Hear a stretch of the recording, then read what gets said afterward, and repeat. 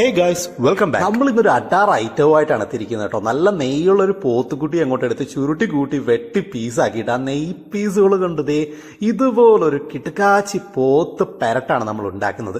അതും മൺചട്ടിയിൽ വളരെ എളുപ്പത്തിൽ നിങ്ങൾക്ക് വീട്ടിലുണ്ടാക്കാൻ പറ്റിയ ഒരു ടേസ്റ്റ് ആയിട്ടുള്ള ഒരു ഡിഷാണ് കേട്ടോ. അപ്പോൾ നമുക്ക് നേരെ റെസിപ്പിയിലോട്ട് പോയാലോ. ഞാനിവിടെ 1 കിലോ പോത്താണ് എടുത്തിരിക്കുന്നത്. അത് നന്നായിട്ട് നമ്മളിത് ഒന്ന് ക്ലീൻ ചെയ്തെടുക്കുകയാണ് കേട്ടോ. പോത്തിൻ്റെ ആ ഒരു എക്സ്ട്രാ ഫാറ്റൊക്കെ നമ്മൾ കളഞ്ഞ് നല്ല രീതിയിൽ ക്ലീൻ ചെയ്തൊരു 4-5 തവണ വാഷ് ചെയ്ത് നമ്മൾ എടുക്കുന്നുണ്ട്.